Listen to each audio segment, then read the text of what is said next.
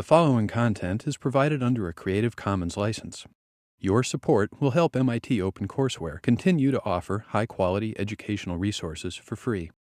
To make a donation or view additional materials from hundreds of MIT courses, visit MIT OpenCourseware at ocw.mit.edu. So today in class, we've got a guest lecture. Scot Osterweil from the MIT Education Arcade and MIT Game Lab is going to be talking to us about learning and play and games to put us in the mindset of, for those games for the games that you're making that feel like they might be educational or more about awareness, to take some ideas from him on that. Then after that, we're going to do a play test. So this is your first opportunity to get staff and clients, if our clients show up, the experience of playing your games and giving you some feedback on the low fidelity prototypes that you have right now. And again, they can be digital or non-digital. That's going to be pretty quick today. We don't need everybody to play everybody else's games if you don't like. So what we're going to have you do is set up your games. I expect if they're paper, you probably only have one copy of your game running at any one time. So just make sure that everyone who's on the team who is not playing is observing and taking notes. If you do have digital and would like to set up multiple stations, please do. It's always helpful. Our next play test is November 5th. We're having the class from 21W032, the Introduction to Digital Media class, taught by Ed Barrett. They'll be coming in at the end of the day at about 3 p.m. To test your digital games. So on November 5th, it's a good opportunity for a first playable version of your digital game to get tested by people who are not in the class. And then after playtests today, we'll take a quick break, and then we'll do presentations where each team will come up here, and you've basically got the floor for 2 minutes. We want to hear what is the state of your game right now, basically referring back to your product backlog. What are the features that are planned? What did you test today? What does your build look like today? Your low fidelity prototype look like today? And just let us know how it's going. We're going to ask for a number of these short 2-minute presentations throughout the rest of this semester, and those dates are in the handout for Project 4. And I'll be making mention of them as we go along. And then the remainder of class, you've got about an hour to an hour and a half at the end of class to work in class. I'm going to let you know how much time you're going to be working. You're going to have time for working in class for future days. This Wednesday, you'll probably have about 2 full hours in class to work, looking at what our lecture schedule looks like. So that's that. Any questions about what we're doing today? Or any questions about Project 4? OK, I'm going to hand it off to Scot. Thanks. Does this need to be switched on or on? Yep, I'm switching it over right now. OK, so well, it's nice to see you all. I see at least 2 faces from 3 from classes that I taught, so forgive me for those of you who may have heard some of this before. So this was sort of teed up as if I'm going to talk to you about education, but I'm actually not going to talk to you about education. I'm going to talk to you about something else entirely.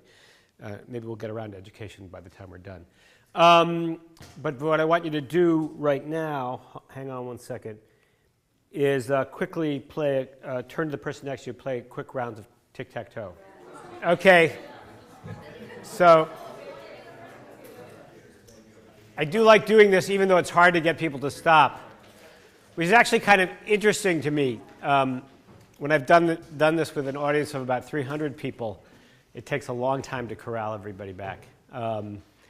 Which is really remarkable. And I don't know how many of you, if you weren't playing a game, I hope you were at least looking around and noticing that the room got kind of loud and there was a fair amount of laughter and noise and animation, which is really remarkable when you consider the fact that tic-tac-toe is a stupid game. That by age 8, you had figured out that there was no point in playing tic-tac-toe because you almost always played to a draw. And so I'm always amazed when I ask a bunch of adults to play, which you are, to play tic-tac-toe, how into it they get. And I think in the end, it's the thing I really want to talk about, which is play. I know you guys have been in a class studying games. I don't know, have you talked much about the word play? Good. Play is, we're all in the business of making games, and yet we don't stop much to think about play. But play is not something that was invented with the Atari. People have been playing games for a long time. The oldest known game implements are older than the oldest known writing. And this is, I don't know how many of you know art history, but this is the late 16th century in what's now Belgium, Flanders in those days. A painter, the great genre painter Peter Bruegel, who did a painting called Children's Games, in which he documented over 100 games that scholars have been able to identify as real games that were played at that time. And if you think about it, at that point, there wasn't really much of a thing called childhood. That by the age of 11 or 12, you were probably working in the family business, whatever it was. You were sort of you were expected to be to take on adult responsibilities. And yet, clearly, play was still a huge part of their lives. Now, this is a fanciful painting. He is not trying to be realistic here. But the point was, play was a huge part of their lives then.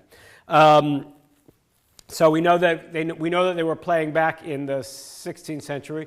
We know they were playing 6,000 years ago. We actually know that our ancestors played too. That other vertebrates play. In fact, Edwin Wilson has sort of argued that ants play too. But let's just stick to vertebrates for a minute. With mountain goats play, there's an alpine mountain goat. They play by and by the way, let me just say quickly, for my definition, play is the stuff you do when you don't have to do something else. You don't have to get food. You don't have to evade capture or protect your young or procreate or find shelter. When you don't have to do all that stuff, some of which you do playfully, by the way, but when you don't have to do that stuff and you're on your own, you play. And so mountain goats play by actually chasing each other around the mountains and jumping from cliff to cliff, ledge to ledge, and they do it in spite of the fact that mountain goats will occasionally fall to their death. And if we know anything about evolution, we know that behaviors that lead to the deaths of individuals are behaviors that are more likely to die out unless there is some advantage to the behavior that outweighs the risk. And it'd be easy to assume from this that mountain goats are learning how to do the things they need to do, like jump and land on precarious ledges, that's what they're learning through their play. We might extend that thinking when we look at an image like this. By the way, you can find images like this on the internet. So we've all seen images of cats or puppies playing at games that look like fighting or hunting. And if we take that example and the example of the mountain goats, it's easy to conclude that play is about sort of rote memory. It's about learning to do things that through repetition. But they've done a study where they prevented kittens from the opportunity to play while they grow up, to play with other cats. And it turns out they learn how to hunt just fine. What they don't know how to do is how to interact with other cats or make other more complex decisions. And so play is really not about, what I'm going to argue is play is about something far more involved than just sort of rote memory and repetition. Last animal example, they did a study where they gave an otter a fish every time it swam through a hoop. Now, if think about what an otter's needs are, that otter was rich beyond its wildest dreams. Everything it needed was right there just by swimming through the hoop. So did the otter retire, as we might do if all our needs were taken care of? No, it started swimming through the hoop upside down, backwards. Playing with a hoop was its way of exploring how the world worked. The otters, I assume there's more than one, otters knew that swimming through a hoop got fish. They wanted to find out what else it could do. And so play, and again, this is when survival was no longer an issue. So play is really the way in which we explore the world. Just looking at these images of children, there are 4 different continents here, 4 very different kinds of games, but I'd argue the affect is the same in all of them. And that what's going on in all of them is the same thing, that the kids in these pictures are really constructing their understanding of the world through play. What I want to argue is that through play we begin to build the kinds of conceptual structures that we are going to then engage with more formally in other spheres of life. And I could argue that it's only for children, but I'm going to argue further that it doesn't stop in childhood. But sticking with childhood for just a moment and using my own personal example, I loved playing with blocks when I was a kid. And this is all pre-kindergarten. I can remember the pleasure of discovering that 2 square blocks were the same size as 1 rectangular block, and 2 rectangular blocks were the same size as 1 big block. And the kicker was that was equal to 4 of the little square blocks. And that those relationships could then be replicated elsewhere. That was a pattern that I could find elsewhere in the world. And so, pre-kindergarten now, what I'm really doing is developing a primitive, but I would say robust sense that math is the way we actually model the world, that we can actually model the world mathematically. Now, obviously, as 4-year-old me couldn't have said that. 4-year-old me couldn't even necessarily answer 2 + 2 equals. But 4-year-old me knew something far more robust. I was starting to really understand that the world could be described mathematically. And that was why I was primed to be a relatively good math student. The challenge, though, is that I just played with blocks the way I chose to play with them. No one made me. In fact, if you sat me down and say, play with blocks and discover what you can about numbers, I might have refused at age 4. Players' motivations are entirely intrinsic and personal in all play. You cannot make somebody play. I think it's helpful to think about it as if there were 4 freedoms present in play. Freedom to experiment. I thought I had revised these slides. I've really sort of revised that. I think it's better to say freedom to explore is the better word. But what I was doing with those blocks was seeing things about the blocks that were not, the package showed pictures of things you could build with the blocks, but that's not what I was doing. I was sort of exploring properties in the blocks that no one was telling me to look for. Freedom to fail. If you played with blocks, you probably built a tower that eventually fell down, and you probably learned a lot from the tower falling down. You probably, in fact, persisted at trying to get the tower to stand up, and along the way you were learning all sorts of stuff about mechanics and physics. Freedom of identity. If you think about doll play for a minute, a kid in the floor of their room acting out conflict between 2 dolls or stuffed animals or action figures is really exploring all the roles in their own family and in their world. A kid who plays at Luke Skywalker versus Darth Vader is really figuring out what part of him or herself is Luke Skywalker and what part is Darth Vader, because we think we have both of them in us. And that's what we explore through play. In less than a week, on Friday, a fair number of you are going to engage in identity play at a fairly large scale, so it's not just a childhood thing. I'm talking about Halloween, obviously. And anyone who's ever played World of Warcraft or any number of games knows that, in fact, through games we play with our identity all the time. Finally, freedom of effort is the freedom to really play hard or play relaxed. You cannot make somebody play hard. That if you watch the pattern of play, people will play intensely. They will suddenly ease up. Again, stick to World of Warcraft for a minute. Sometimes you want to grind. You just want to do the mindless stuff for a while, and sometimes you want to enter into an intense battle. They both happen. So here's the challenge for us. The player's motivations are entirely intrinsic and personal, as I've already said. And I'm also arguing that obviously learning is happening through play, but how do we channel play into learning while still allowing for its fundamentally open-ended nature? Some of you, as Rick said, are going to be making games in which you want to, I hope you're thinking about real learning rather than just conveying information, and I'll get to that in a minute. But whatever it is you're doing, theoretically you want to make a good game, they still have to have the freedom to play. You don't have a game without play. You can have something that has the structure of a game without play, but it won't really be a game if they're not playing. But anyway, so that's where games come in. That's how we can channel learning sometimes while still being open-ended. And just to use the most absurd example, think about golf.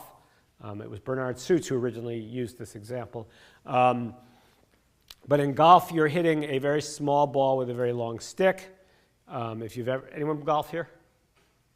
Yeah, that's about the normal percentages in a class. But it's hard, right? The first time you swung the golf club, you might have missed the ball entirely, right? Yeah.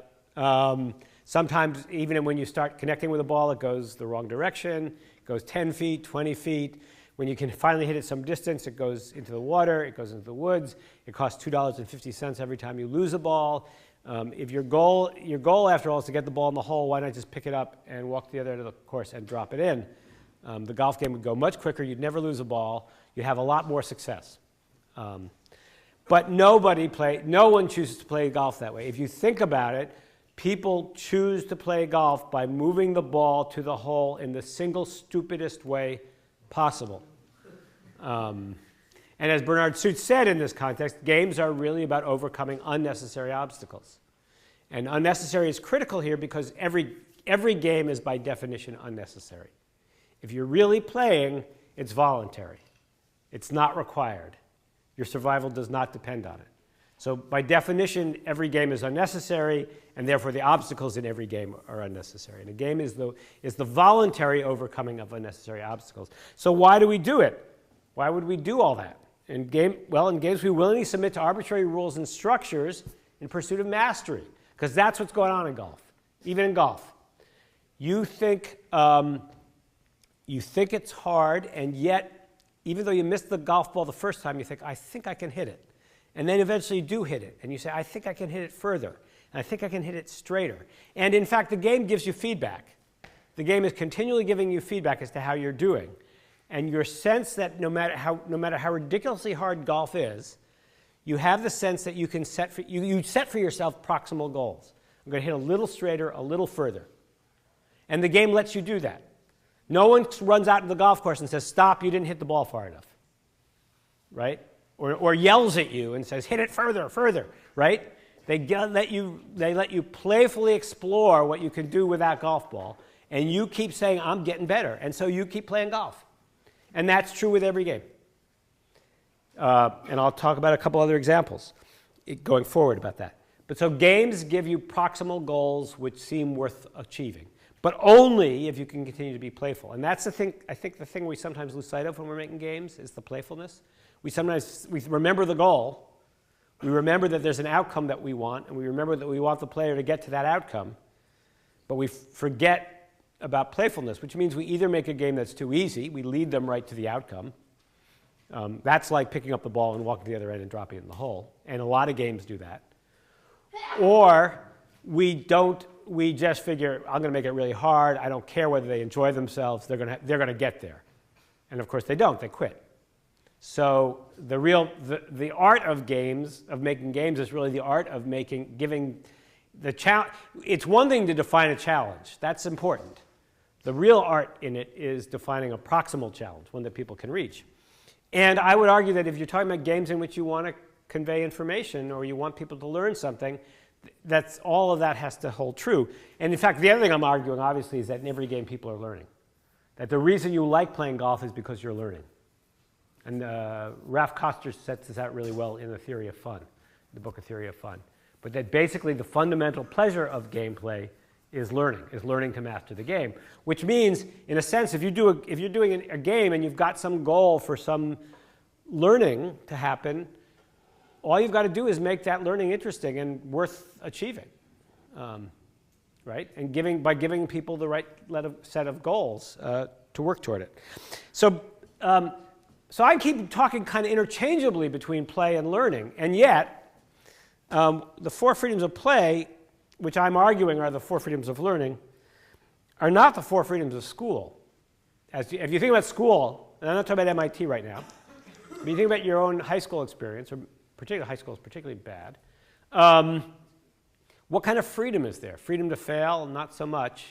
Freedom to explore? Well, I mean, even in a high school science lab, you're usually doing a list of, everyone is expected to get the same results by following the exact same procedure, right? And that's the most experimental you ever get in school. Certainly no freedom of effort or freedom of identity. You're sitting in your same seat every day, and you're expected to behave the exact same way, and you're expected to work equally hard. You can't come in and say, I don't feel like working today. So there's very little play in school, at least as it's currently embodied. And this is why I mentioned school here, is because I think One of the challenges if you're an MIT student is that you were probably pretty good at the game of school. You probably did what was required of you.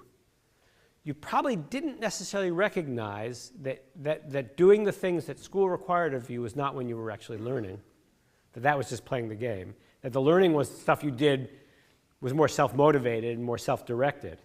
And so frequently people, when they turn around and try to make anything to do with learning, whether it's a game or write a book or to create a curriculum, they replicate everything that's bad about school. And the reason I sort of don't like to say I make educational games is because when you think of educational games, you think of all the bad games that have replicated what's bad about school. Games that have largely taken the dead carcass of a game and stuffed it full of academic content, right? So we're going to play, you're going to shoot at aliens, and then you're going to memorize your times table. Now, what aliens have to do with times tables, I don't know.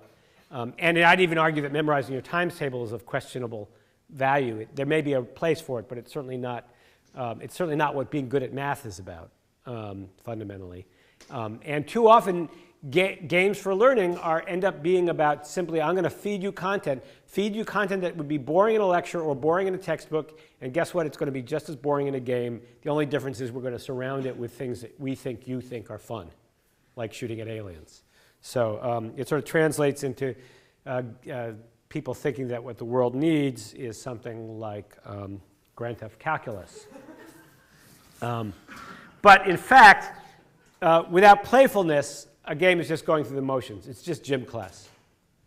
Volleyball in gym is not the same as volleyball at the beach, and there's a reason for that. And too many, even smart MIT kids making games when they think there's learning involved end up reverting to gym class, to just, I'm going to make you play this game to learn the stuff you don't want to learn.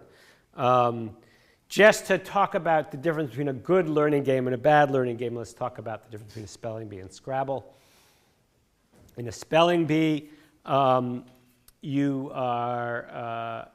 of us, when we do a spelling bee, are nervous. Our palms are sweating. We think we're going to fail. There's usually eventually the moment comes where they say, no, you're wrong, sit down. You're probably relieved. There's certainly, when they say you're wrong, sit down, nobody says to you, well, that was interesting that you spelled it that way, or I can understand why you might have chosen to spell it that way, because it rhymes with... No, they just say, you're wrong, sit down, right? And that's the end of it. The end of a spelling bee, one person feels good, the winner. Maybe the kid who comes in second feels okay. Everyone else is relieved because they don't have to do spelling anymore. I first coined this analogy thinking about bad games, but I later came to realize that it's bigger than that. Because if you think about, well, so I don't know how many of you know this, but 7% of the population in the US graduates high school saying they're good at math, which means we take an hour a day for 12 years teaching 93% of the population that they're not good at math. We would be doing them all a big favor by in kindergarten saying, you're not going to do math, and just leave it at that. Or better yet, we could figure out ways that teaching math that actually were meaningful and relevant to people, rather than making them feel like they're not good at math. So that's a bad game. And so what I'm really arguing is that school is a bad game. School is a game in which we reward people for learning how to play at school. Sometimes they're smart at some things. I'm not saying that there aren't people, but largely our goal is to weed people out. And we filter some people into some fields because they seem good at it. For everyone else, we're sort of convincing them that I don't have to study anymore. I'm done with school. I never have to learn anything again. That's the way most people end up leaving school. Scrabble, you sit down, you got your board, you got your tiles, you're moving around all the time. You're being creative, even in the downtime, just thinking about all the words you know. If you never win a game of Scrabble, you have all sorts of other proximal goals, like getting a 50-point word, or getting a triple word score, or getting the highest score you ever got. Just like golf, it gives you lots of feedback. And you can, in effect, and just like golf, by the way, most people play golf, they're not in a tournament. They're not playing to win a game. They've made their own game. Maybe I'm going to get a lower score than I got last time, or maybe I'm going to get a lower score than the person I'm playing with. Well, Scrabble, it's the same thing. So you're continually setting your own goals within the game. The game has goals. It has something called victory.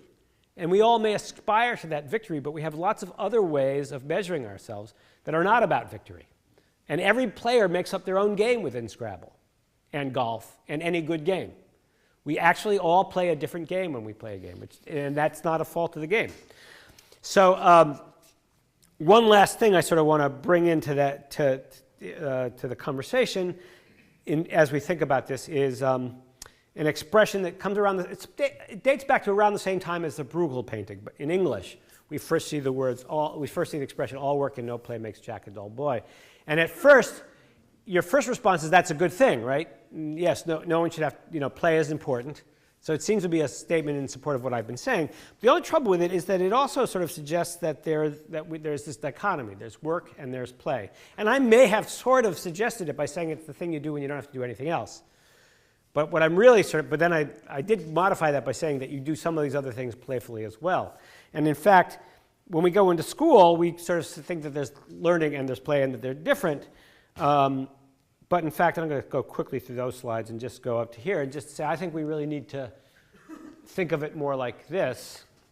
And we need to think about situating things here. There may be some kind of learning that has no... And fun, by the way, let me just be clear about fun. Fun is not giggles. Fun doesn't even necessarily require a smile on the face. If you think about yourself playing a video game at age 11 or 12, you were probably moments where your tongue was sticking out and you're cross-eyed and you're yelling at the screen, that's not fair, and you threw your controller, and then you beat the game and said that was fun. And Seymour Papert, a retired professor from the Media Lab, is the one who coined the term hard fun. And hard fun is not a special category. I would argue that lots of fun is hard fun. Maybe most fun. Certainly most games are hard fun. And that most learning is good learning is hard fun. The things you learn that aren't fun, yes, maybe you do need, there may be some value to memorizing your times tables, but it doesn't make you a mathematician. That's not where the real learning happened. Maybe there are a handful of things you have to, maybe you do have to memorize. This thing you have to memorize, although, I heard somewhere that a 10th grade biology student has to memorize more words than a 10th grade French student. And if you think about it, how many of us, other than those of us who go to biology, ever use all those words that we memorized about? None of it. So, I think too much of learning, too much of our vision of learning is still based on memorizing stuff that you then get tested on, rather than building up cognitive structures that you can then work with through the rest of your life, which is what we really want people to do. And I think that's my point, is that because I know you're doing this work with the Red Cross, you have information you want to convey. I want to argue that if the information you want to convey fits on a 3x5 card and people can carry it around with them, then there's no point in making a game of it. But the truth is that we know that many of those things that I've done games, so just to do a parallel example, I've done games for people, for the working poor, games where the goal is to explain to them that they shouldn't take out payday loans or take on credit card debt. Well, in fact, you could write that on a 3x5 card. If I handed it to most people and said, don't take out a payday loan, don't take out credit card debt, they would nod and smile and agree. And then they would go and do it when they were in extremis anyway. They don't do it blithely, but they do it. But my point is that the understanding that you really need is more subtle and more complicated. You really want to give people some functional understanding of something. So when we did that game, what we really tried to do is put people in the situations in which they might otherwise get loans and help them see what the alternatives were. That was the important learning, and helping them recognize those moments. The learning was sort of helping them and helping them feel empowered to be able to make decisions. So we were doing lots of stuff beyond conveying the information, don't take out a credit card debt. And so similarly, I think you're doing games where you probably think you want to convey information, but that's all information that could fit on a pamphlet.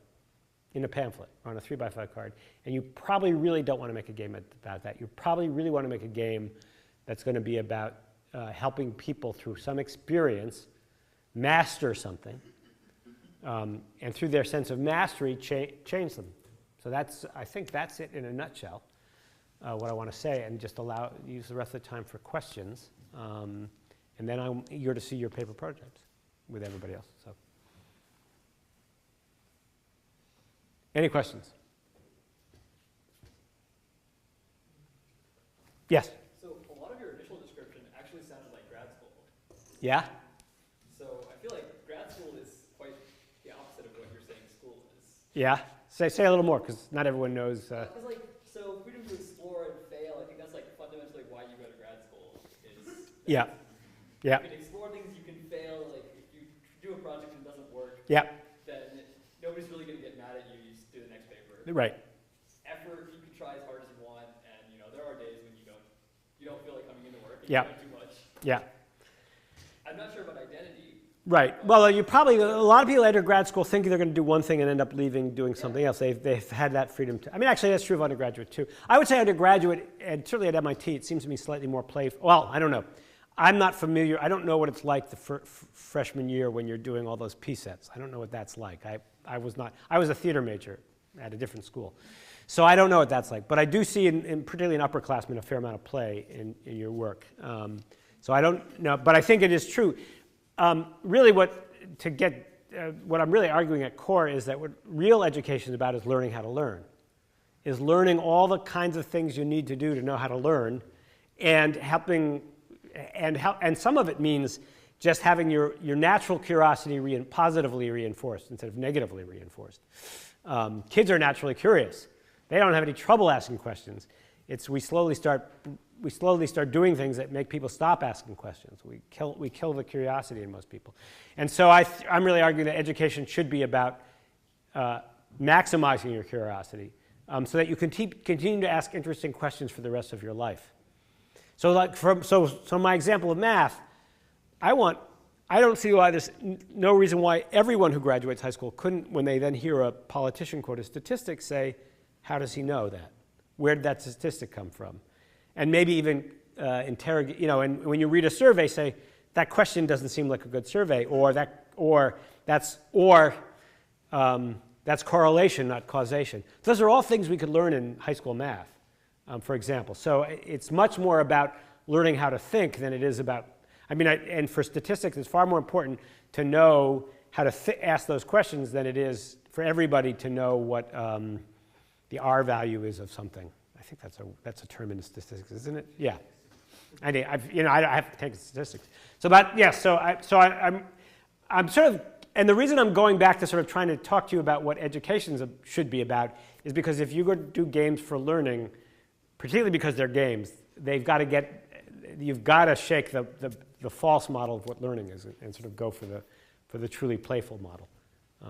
Because otherwise it'll be the same kind of boring educational game that probably made you look askance at having to listen to me at all in the first place, because that's what you thought I was going to be talking about. So. Other comments? Yes. What's your opinion on games that, by structure, makes it easy or hard for the player to play with a lot of effort, like hardcore, or play without a lot of effort? So one way in which you could do a game that's requires nothing but 100% effort. And in a sense, the play is who decides to play that game. The people who are willing to put themselves through 100% effort all the time, they voluntarily do that, and so you've found your audience. I'm not saying you couldn't do a game like that.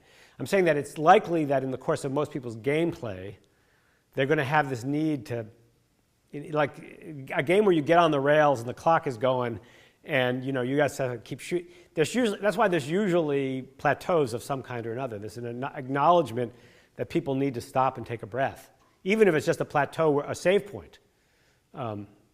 There's some acknowledgement of that. I think games where there's actually some combination of really intense play and more relaxed play can sometimes be more satisfying. So I'm not saying that a game can't be all hard, or the other side of it, Farmville clearly was very popular with lots of people who really wanted to do kind of mindless stuff. I guess we all have a need sometimes for non-taxing. So there's nothing wrong with a game which requires almost all effort, all in or very little in. It's just that the reality is the player is going to move fluidly from one state to the other, and if your game can accommodate that, so much the better. Yes, there's something that I want to comment on that. It is totally possible to play Farmville extremely in hard mode. Yeah. Basically. I had a intensely monoculture soybean farm that required very, very precise timing every single day. So it is probably. Yeah. And the point is that Philip chose to make it that kind of game. And everybody will choose to make it that kind of game. Too many games sort of, I think we frequently make the mistake of imagining a certain path for a player on a win state. And we design the game around that player following the path to the win state. And we forget to think about all of the time that players are likely to spend either trying to break the game or play in different modes or in fail state. I mean, one of the things I encourage students to do is make sure that the failure is the most interesting part of your game. Because if your game is at all challenging, people are going to be spending a lot of time in failure mode. You might as well, A, you want to reward them and say, that's okay. We're happy to see you here. And B, you want to make sure that it remains entertaining while they're in failure mode, so they don't quit. So, like I said, I think that it's an easy mistake to sort of fixate on what's the path to success look like, and not think about what the whole gameplay experience is like. And that gets worse when people have an agenda like a game for the Red Cross. We really fall into that trap, and that's why so many serious games seem so serious and earnest and humorless, because all we thought about was all the designer thought about was the player earnestly achieving the goals that the designer set out for the player, rather than thinking about the player playing.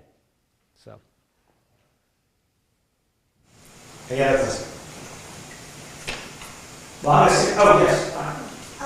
I guess going back to your example about golf and play and not having someone yell at you for not hitting the ball straight, how do you think that kind of goes with the existence of golf teachers who you pay to essentially tell you you're doing it wrong?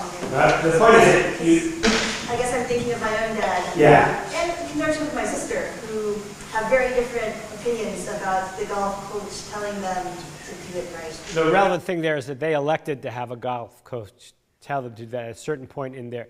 If you started somebody with a golf coach yelling at them, now it could be a very gentle, loving, helpful person, in which case it might go fine, but chances are if you started somebody with someone standing over their shoulder telling them what to do every moment, they probably would never develop a real interest in it. So the point at which you elect to have somebody there, you have your reasons now, you have your motivation, and so it's a different experience at that point. I think there are lots of kids who get turned off to musical instruments or sports because too early in the experience they're forced into sort of just reproduce the results that some adult wants you to reproduce, rather than explore this and figure out where your motivation is. So. Well, thanks. I think that's, but I'm sticking around, so if you have any other questions, I'm happy to take them. So.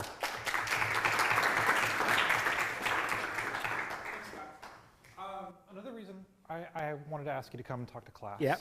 So we mentioned a couple of the other game classes we have at MIT that we're teaching, and you teach 615, the Games for Social Change? Games for Social Change, yep. Can you say a little bit about what that's next fall, right? Yeah, that'll be next fall. Can you say a little bit about what that class entails? Yeah, and Sabrina took it.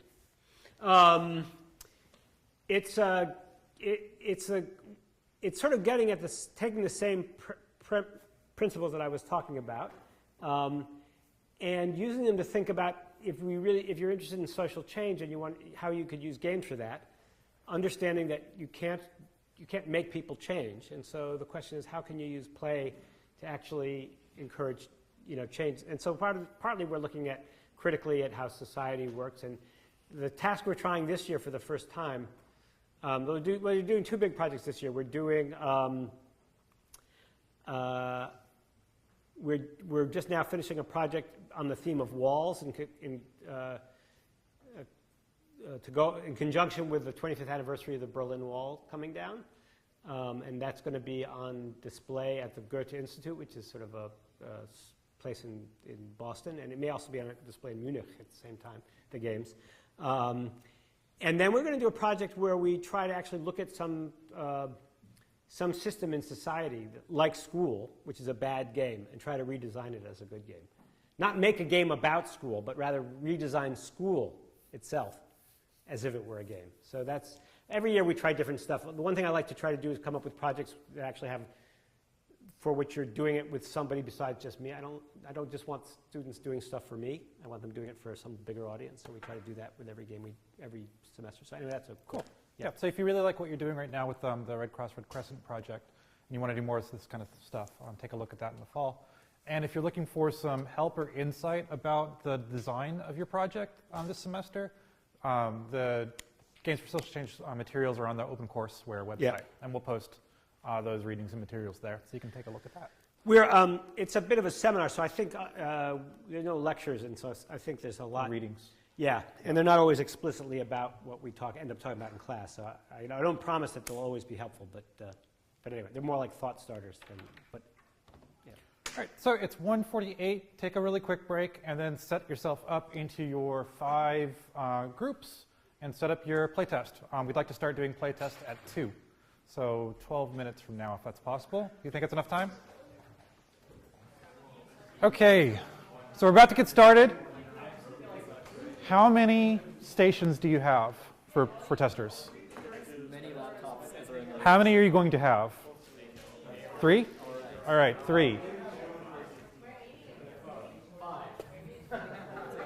Cool. If you're not using your computer to run a game, then close it or set it aside so people know. All right. How many stations are you going to have over here?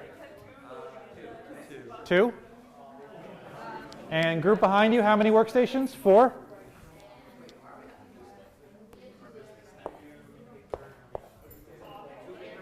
How many workstations are you gonna have? 2. And in the back, how many? 1? All right. 1, 2, 3, 4, 5, 9, 12. Okay. So basically, if you have, there's 1, 2, 3, 4, 5 testers plus, let's say, each team send out two people to test other games. Remember to rotate. We're going to do this for about 20 minutes, as long as it takes, and then see where we are and do it again to get some just quick testing and make sure that the 5 of us get to play a good number of your games and give you some feedback on that. So remember, if you're using digital, if a computer is not being used for testing, close it, or make it look like it's not being used for testing by typing on it. All right, let's get started.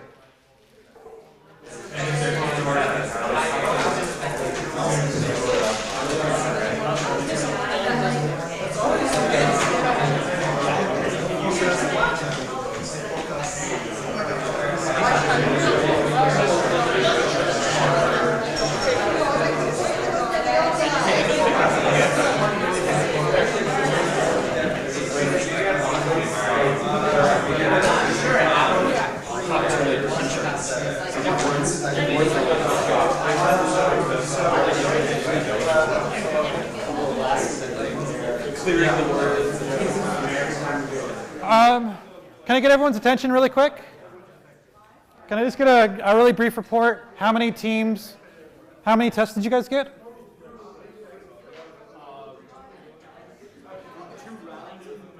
Okay, so you feel like you did a good amount of testing? For the team close up here, how many rounds did you get? How much testing did you get?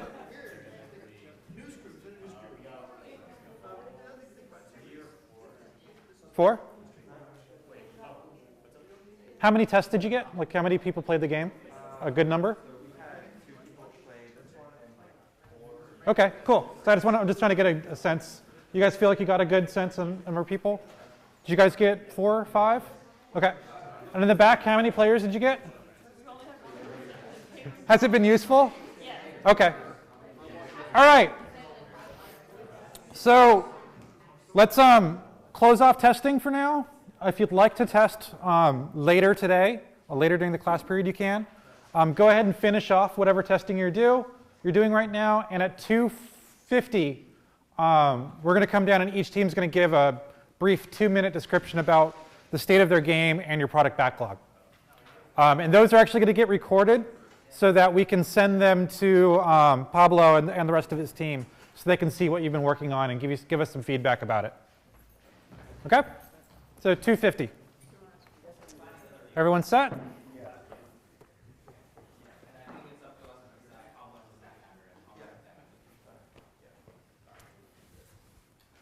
All right.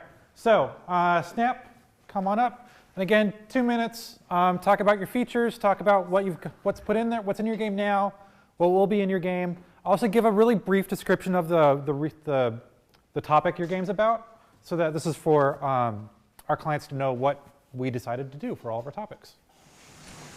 All right, so we're Snap. So we've decided to turn Snap into a multiplayer game. So it'll be all-to-all, everybody playing at the same time. Right now we have a game that looks pretty similar to what we played in class, where you can enter words and you can snap with anybody else who has played the game. Right now we don't have any fiction and we don't have any indication of score other than just the number of times you've snapped. We're hoping to change that. We got a lot of really good feedback today, and we've thought of new ideas for how to convey feedback to the player and some improvements to the UI, because right now we don't really express much to the player. That's about it. Any challenges that led you up to where you are now? Like, is there any big questions you have, any big risks that you have right now? So the networking is still a risk, as we just saw. Like, it's a lot more confusing when something doesn't work, why it's not working. We also do want to confirm that the game that we build is similar enough to Snap in terms of satisfying the client's goals. So we don't want to change the game. Even if it's more fun, we want to make sure that the game still satisfies the client's requirements and that they'll still be able to use it and gather the information they want to. And that will sort of require some careful testing to see what people end up doing with Snap. And what did you decide on? Have you decided on a tech yet, or are you still trying out more? Yeah, so I think we have a tech. So we have a server running on Node, and we're going to use Phaser for the front end so that we can make a more expressive game. For now, we're not using Phaser, though. The current prototype doesn't use Phaser at all. One thing you asked earlier was about connecting up to projectors or the classroom format, and I'm assuming, does that basically mean that you have to run 2 different lines? Yeah. So the idea would be to experiment with what sorts of entire group visualizations would be interesting to put up for the entire room. And the backend team might work on what sort of visualizations we want to show, separate from what we want to export at the end of the game. Anybody else? All right, thanks. Thank you. Tell me how color is awesome.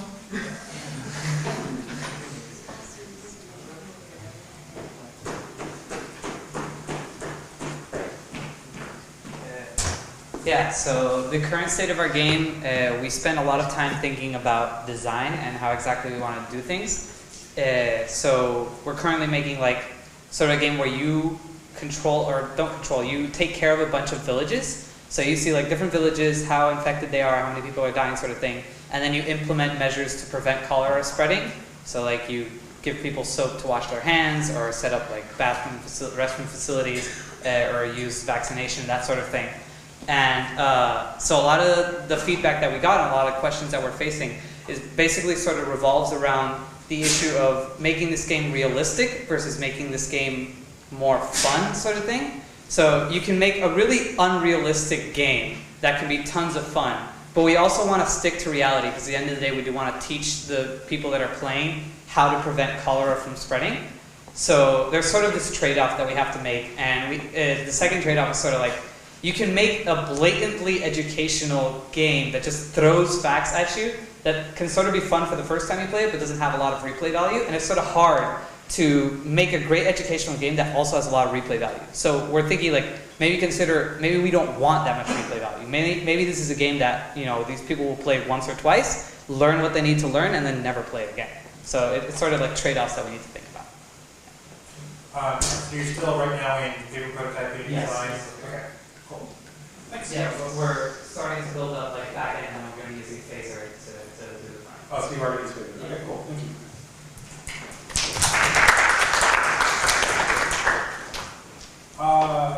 Forecast-based funding, right? Yeah. Hi, we're forecast-based funding. The general idea behind our concept is that planning ahead for disasters is much better than trying to react to them. So if you can have operating procedures or ways of planning for them and money allocated for that, you can reduce loss of lives in the event of disasters. We are actually between 2 prototypes right now that we're testing to try and get at the ideas. The first one is a sort of higher level city-based simulation of cities at risk of disaster, which you then have to fortify by training volunteers or preparing for upcoming disasters in order to prevent too much damage from happening to them.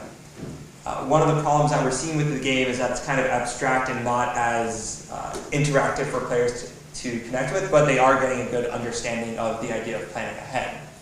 Yeah, and so to try and address those issues, we have a second prototype right now, which is about trying to actually like rescue volunteers in a flooding, rescue people in a flooding city. And so that hits the other end of the scale where the player is told ahead of time this, this disaster was planned for versus this disaster was not planned for, and the appropriate effects for each. And then they have to rescue people under those two different conditions, and then they get to directly compare like what the experience of is for like acting in one circumstance versus the other. Over the next couple of days, we'll be looking at what we learned from both of them and trying to either combine them or pull out the parts that we thought were really useful to make a compelling game. Did you find what your target on this? This was a hard one. Yeah. I think did we assign a target on this one? I think it was stated a couple of times that we should be looking at people like policymakers or donors in the sense of sort of people who would be allocating funds from governments or nonprofits, things like that. Basically to make it clear that this type of planning ahead is a good idea. And what have you decided on a technology yet? Or are you still not there yet? We're probably using phaser. Okay.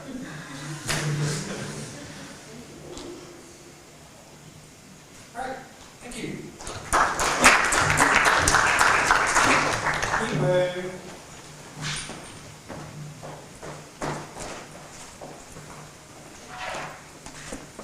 Hi, so as you guys have all heard, Heatwave is going to be a game that will hopefully be used to help Red Cross volunteers help people in areas that are either suffering from or about to suffer from a heat wave. So what we did was we decided we wanted to test out a very simple digital prototype, not with the same type of actions as our final prototype, but not in Unity, because having a working game in Unity at this point we didn't think was a viable option. So we made a Python text-based game, and people were able to choose what they were going to do based on the scenario and the people they were interacting with.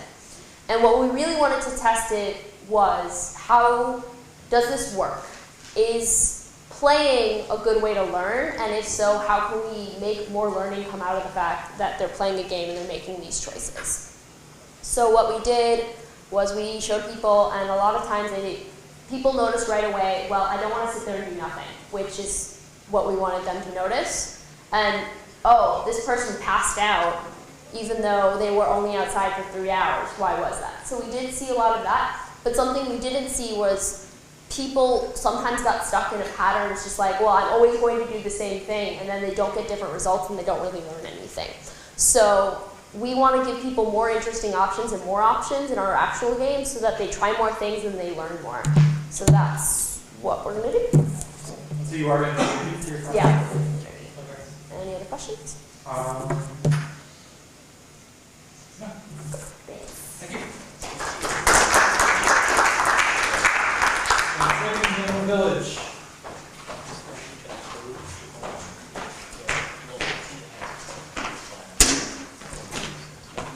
Hi everybody, we're Saving Animal Village. Our goal is to empower around 8 to 13-year-olds to sort of reach into their community and learn more about what cholera is, what its symptoms are, and how to convince people that cholera is actually happening. Our playtests were focused on bringing as many mini-games as possible into testing. So in this case we had 4 mini-games. The main feedback we got on those games was that they were far too easy and simplistic. And we agree, it turns out. Our goals moving forwards are to essentially improve our game beyond just reading an informational pamphlet, and to do things where it requires actual abstract thoughts and in general, more effort from the player to think of the behaviors and actions they need to potentially change or encourage in their community. We found a lot of success with this in our game already present in the mayor dialogue, and we hope to ramp that up as moving forwards we begin to implement our game in Phaser. Any questions? I'm wondering what's the upside of having mini games versus one core game? So our goal behind mini games is to be able to kind of drill down and be very specific about which behavior we want people to show. There are approximately 3 to 4 core behaviors that are very necessary to prevent cholera, and having one mini game devoted to each of them, in theory, will allow us to focus more and teach more as a result. So that's a good statement. Just riffing off something else that you said, I haven't looked that closely at the cholera documentation. I'm not so sure if convincing people that cholera is a problem is necessarily the thing you need to do, but convincing people to change their behavior might be. Yeah. So not convincing people cholera is a problem because, obviously, it's convincing people to report cholera as it happens instead of waiting to see if that one isolated case of diarrhea is actually a symptom of an outbreak or just someone eating something bad. Sure, right. So one of the things is this early alert thing that you want to get people. Okay, cool. All right. Thank you. All right, thanks.